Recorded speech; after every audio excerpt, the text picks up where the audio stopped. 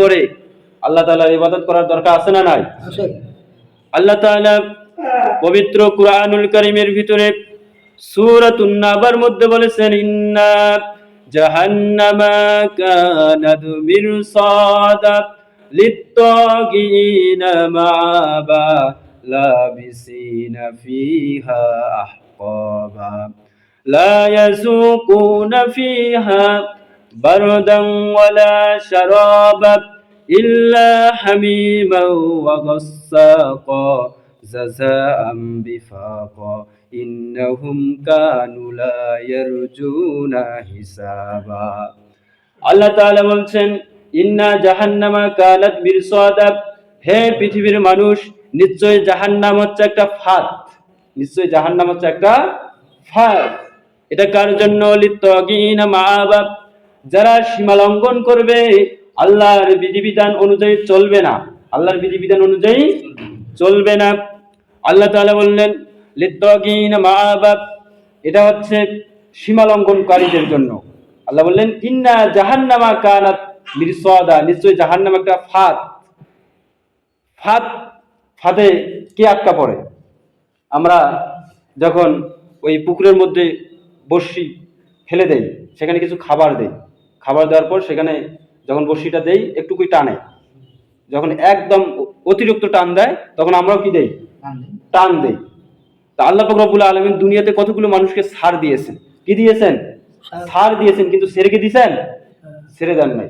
আল্লাহ বলছেন যে হে মুমিনরা, তোমরা আমার জাহান্নামকে ভয় করো। ইন্না জাহান্নামা কানাত মিরসাদা, নিশ্চয় জাহান্নাম একটা হচ্ছে ফাঁদ। এই ফাঁদে কারা পড়বে? লিত্তাগিনা মাআবা, যারা আল্লাহর আইনকে, আল্লাহর বিধানকে লঙ্ঘন করে নিজ মোতাবেক তার জীবনকে পরিচালনা করবে। আল্লাহ বললেন লিত্তাগিনা মাআবা, এই জাহান্নাম হচ্ছে সীমা লঙ্ঘনকারীদের জন্য। লাবিসিনা ফিহা আহকাবা, তারা সেখানে চিরকাল অবস্থান করবে। জাহান্নামে কি করবে? চিরকাল অবস্থান করবে। লা ইয়াযুকুনা ফিহা বারদান ওয়ালা শারাবা, জাহান্নামবাসীরা যখন পিপাসা তাদের যখন পাবে, পিপাসার জন্য ক্ষুধার্ত হবে, পানির জন্য হাউমাউ করে চিৎকার করবে। আল্লাহ বললেন লা ইয়াযুকুনা ফিহা বারদান ওয়ালা শারাবা, আল্লাহ বললেন সেখানে তাদেরকে সুস্বাদু সুন্দর পানি তাদেরকে দেওয়া হবে না। ইল্লা হামিমা ওয়া গাসসাকা, ওই যে সীমা লঙ্ঘনকারী, আল্লাহর বিধান অনুযায়ী যারা চলে নাই, তাদেরকে দেওয়া হবে ইল্লা হামিমা ওয়া গাসসাকা, তাদের জন্য থাকবে উত্তপ্ত গরম পানি এবং রক্ত আর পুষ, তাদের জন্য হবে খাদ্য। জোরে বলি নাউজুবিল্লাহ। তাহলে এটা কার জন্য? আল্লাহ বলছেন লিত্তাগিনা মাআবা, যারা সীমা লঙ্ঘনকারী, যারা আল্লাহর আইন অনুযায়ী তার জীবন পরিচালনা করবে না, তাদের জন্য এই সমস্ত খাবার প্রস্তুত করে রাখা হয়েছে। আল্লাহ তাআলা বললেন এই সমস্ত মানুষ ইন্নাহুম কানু লা ইয়ারজুনা হিসাবা, এই সমস্ত মানুষ দুনিয়াতে চলাফেরা করছিল, তারা মনে করেছিল যে আমাদের বিচার হবে না, আমাদের বিচার হবে না, দুনিয়ায় শেষ, দুনিয়ায় শেষ। ইন্নাহুম কানু লা ইয়ারজুনা হিসাবা, তারা হিসাব নিকাশের কোনো তোয়াক্কা করে নাই, তারা মন থেকে একটা হিসাব নিকাশ করে নাই যে আমাদের বিচার হবে, আমাদের বিচার হবে, এই চিন্তা চেতনা ভাবনা তার মধ্যে ছিল না। আল্লাহ তাআলা বললেন ওয়াকাযযাবু বিআয়াতিনা কিযাবা, ওই সমস্ত মানুষ আরো কি করেছিল?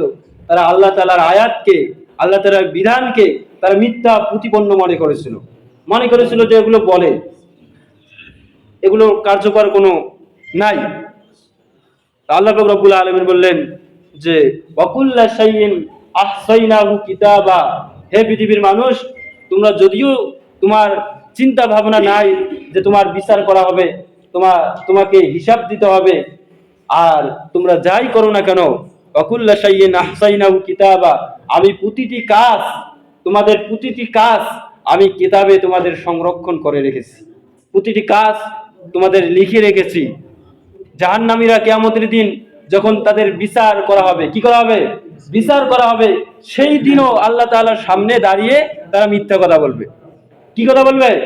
মিথ্যা কথা বলবে যে আল্লাহ, এটা আমার আমলনামা নয়, এটা আমার আমলনামা নয়, এটা অমুকের আমল নামা, অমুকের আমল নামা আমাকে দেওয়া হয়েছে আল্লাহ, এটা আমার আমল নামা নয়।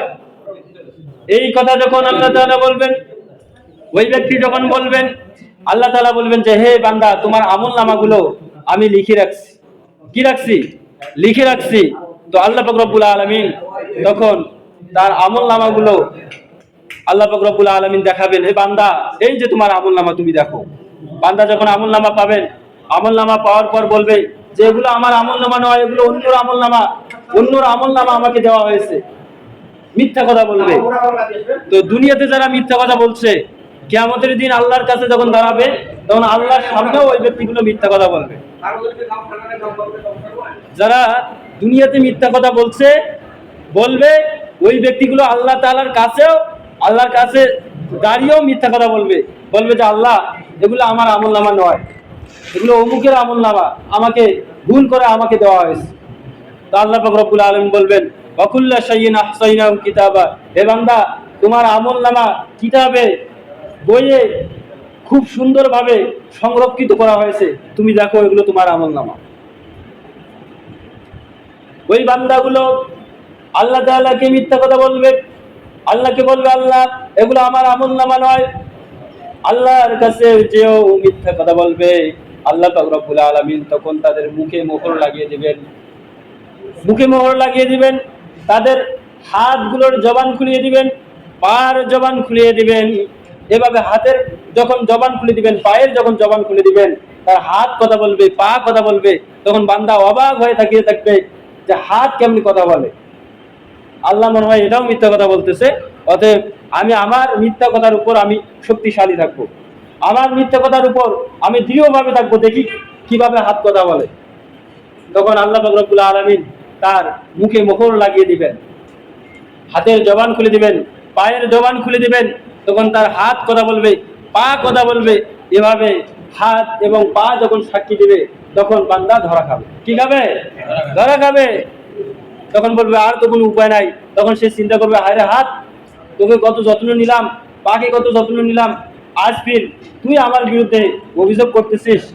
তো এভাবে বান্দা যারা দুনিয়াতে মিথ্যা কথা বলবে, তারা আখিরাতে আল্লাহ তাআলার কাঠগড়ায় যেও মিথ্যা কথা বলবে। এজন্য আল্লাহ তাআলা সূরা মুলুকের মধ্যে বলেছেন, ওয়ালিল্লাযীনা কাফারু বিরাব্বিহিম আযাবু জাহান্নাম ওয়া বিসাল মাসির। নিশ্চয়ই যারা আল্লাহ তাআলার সাথে কুফরি করবে, আল্লাহর বিধানকে মানবে না, আল্লাহ তাআলার কোরআনকে মানবে না, কোরআন অনুযায়ী তার জীবনকে পরিচালনা করবে না, আল্লাহ পাক রব্বুল আলামিন বললেন তাদের জন্য রয়েছে জাহান্নাম। অতএব তোমরা আমার জাহান্নামকে ভয় করো। জাহান্নামকে কি করো? ভয় করো। ওয়া বিসাল মাসির, এটা হচ্ছে নিকৃষ্ট একটা খুবই জঘন্যতম জায়গা। আল্লাহ বললেন, ইজা উলকু ফিহা সামিউ লাহা শাহীকাও ওয়া হিয়া তাফুর তাকাদু তামাইয়াজু মিনাল গায়জি কুল্লামা উলকিয়া ফিহা ফাউজুন সালাহুম খাজানাতুহা আলাম ইয়াতিকুম নাযীর। আল্লাহ তাআলা বললেন, হে পৃথিবীর মানুষ, যদি তোমরা আমার বিধান অনুযায়ী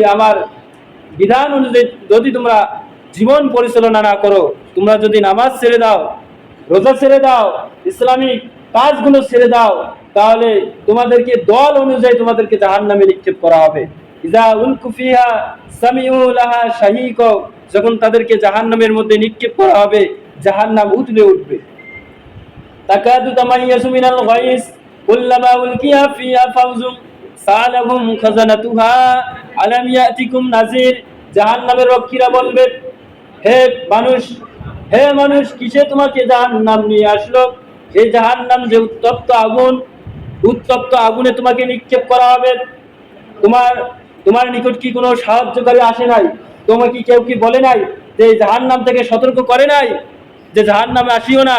জাহান্নামের মধ্যে আসলে দাউ দাউ করা আগুন, এই আগুন একবার তোমাকে ঝলসে দিবে, আবার তোমাকে জীবিত করবে, আবার ঝলসে দিবে, তুমি মরবা না, আবার বাঁচবাও না।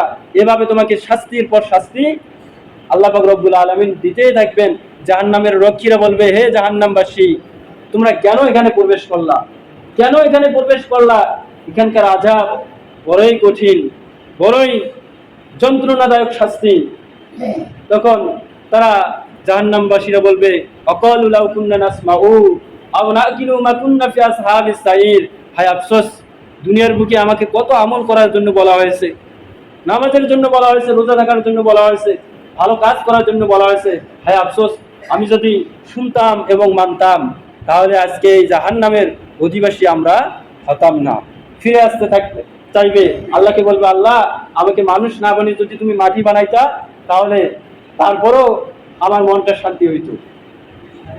আফসোস করবে যে হায় আফসোস, আমি যদি মানুষ না হতাম, আমি যদি মাটি হতাম, আমি যদি মাটি হতাম তাহলে এই শাস্তি আজকে আমি ভোগ করতাম না। প্রিয় হাজিরিন, আমরা যারা উপস্থিত হয়েছি, রমজান মাস পেরিয়ে গেছে। রমজান মাসের শিক্ষা হচ্ছে লাআল্লাকুম তাত্তাকুন। এই যে বাকি 11টি মাস, এই 11টি মাস আমাদেরকে নামাজ ধরে রাখতে হবে, ঠিক কি না? আমরা যারা নামাজ ছেড়ে দিয়েছি, আমরা নামাজ বাদ দেব না। নামাজ হচ্ছে আমাদের প্রিয় সাথী, বড় বন্ধু হচ্ছে নামাজ। যে নামাজ আমাদেরকে জান্নাতে নিয়ে যাবে, যে নামাজ আমাদেরকে সুখময় স্থান, শান্তিময় স্থান